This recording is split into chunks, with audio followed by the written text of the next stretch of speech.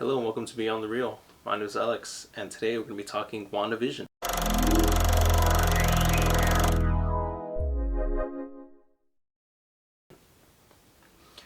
So, what's up, guys? A new episode of WandaVision dropped over the weekend, and I actually enjoyed this. I really did. I thought it was a nice change of pace from the past couple of sitcom style episodes that we've got, and there's a lot of cool revelations in this.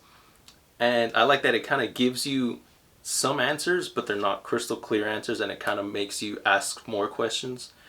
And this really felt more along the lines of the Marvel stuff that we're used to, because it has a blend of like being serious, but it also has that comedic tone, and it also has that like worrisome tone at times. So starting off, I really like the way that they presented the whole blip, snap, decimation, whatever the heck it is that they want to call it. And I really like the way that it was presented, because I mean, when the last time we saw, it explained to us in this way was in Spider-Man, and honestly, now seeing how they did it here, I really don't like the way they did it in Spider-Man, because in Spider-Man, it's kind of like a quick crash course, but it was like real jokey, and I like the way that they did it here, how they show you like that other side of it being like, scary and real serious and, just worrisome. So I really like how this episode started in that way. So moving on, we're also reintroduced to characters from the past, such as Monica Rambeau, all grown up now. And also whenever she's coming back, they kind of added that little clip of Brie Larson's Captain Marvel from the Captain Marvel film, saying like, watch out, Lieutenant Trouble, that was like shown in a flashback in that film. So, that was there. I kind of noticed that. So I don't know. Just thought that was a cool callback.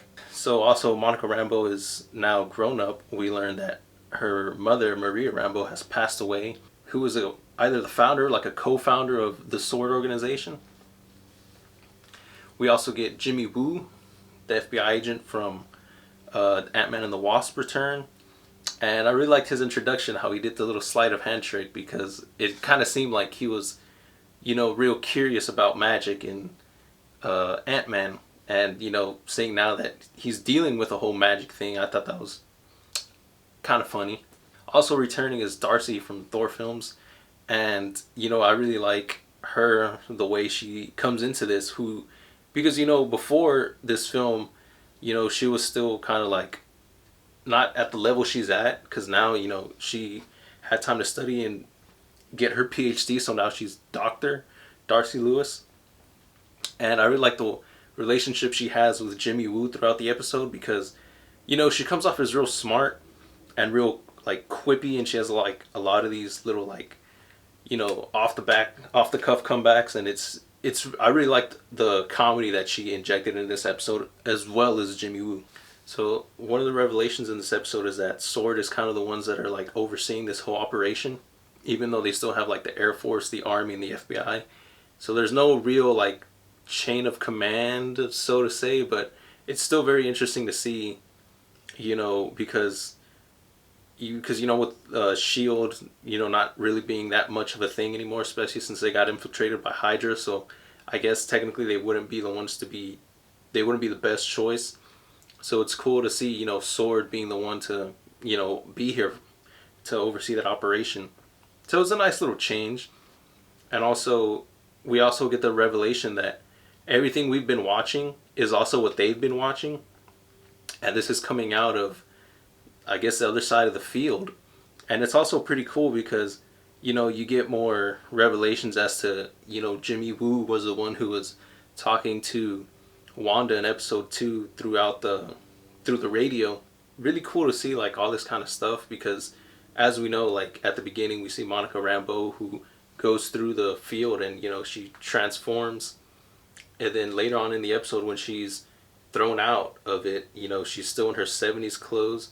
But it's interesting to see how she was transformed, because we also get the revelation that most of the people, well, it shows them doing like they're trying to identify who exactly is on the show whenever they, come to learn that it's a show. And, that it seems like they're trying to ID the people. The only people that were shown in episode 1, but as they're IDing them, you kind of notice that these are all like missing people, and it kind of makes you wonder like, what the heck is Wanda just like picking and choosing people?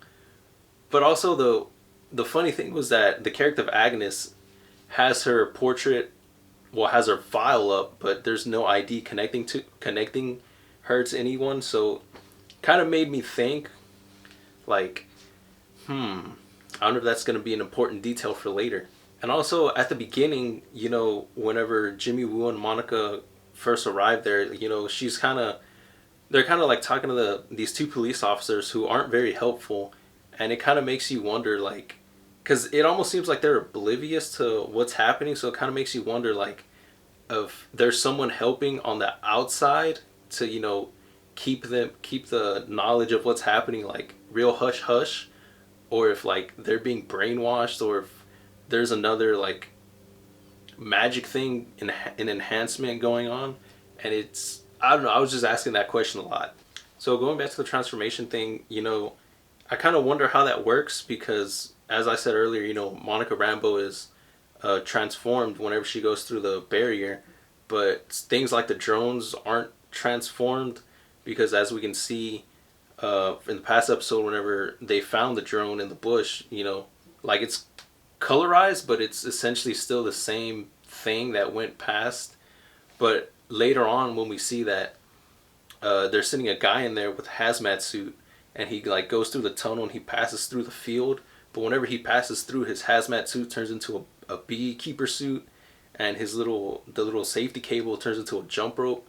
So I don't know if that's an important detail, but it was something that made me raise more questions. And also another thing that kind of made me really think was the whole thing with Wanda, because when there's that revelation of that, they send in a drone but it's colorized, kind of makes you think that, or even when Monica Rambeau is talking about Ultron, that maybe there's something else afoot, because it kind of makes you think that Wanda's the one creating this reality, which she more than likely is, or she's under some kind of control or something, this whole, or if it's a pocket universe or whatever. But it kind of makes you think that maybe she's not fully in control of it, because in the past episode when Jimmy Woo was talking to her on the radio, I think there's a scene where she like cuts herself or something, and there's like color, and then the colorization of the drone, and then fast forward to when Monica Rambeau was talking to her about Ultron, there's kind of that thing where like the screen like gets wider, and then the image gets more crisp, like it's not the simple analog thing anymore, and the picture gets wider, and it kind of makes you think that since it's being shot the same way like it is in the real world, of that like makes her slip out of it, and well, that's actually happening, because after she launches Monica out, and then she turns around and she sees Vision. I'm not gonna lie, that kind of did make me jump whenever she sees Vision, and he's like pretty much the same way we saw him last time. He's completely like mono, his head is caved in, and he's like, Wanda, and then, but then like she fixes it, and like something we've seen in like other episodes where like something weird will happen, and then she'll just like be like, oh whatever, and then it'll go back to being like the regular sitcom. So it makes me wonder if like she's not fully in control of it, or if there's like a certain way to distract her, and like maybe that's gonna be a detail for later on, like how they'll be able to defeat her or get her out of it. Because also the thing with Vision is like, does that kind of tell you that he's still gonna be dead and he's like reanimated? But then, oh wait, no, because he still shares like scenes with other people, so I guess they kind of would be freaked out if he was just like, if Wanda was just juggling his corpse around. So I guess that's the end of that theory. Never mind. But yeah, even at the end of that particular episode, when Vision was like, hey, let's get out of here, we don't have to stay here, we can leave, and then Wanda kind of just looks at him and she's like, no, we can't leave. I thought that was kind of weird because she's like, I have everything under control. So that kind of ties into what I just said. So, that's kind of weird. But, I really like that weirdness to it because, it kind of gives you something, but you also kind of theorize more about it. So, yeah, I kind of think this is still going to be like a pocket universe, or Wanda's under some kind of spell. Maybe Agnes has something to do with it, or like Mephisto, or maybe even like a long shot like Dormammu or like Schumacher Roth or something. I think that'd be pretty cool, even if it'd be like really out there.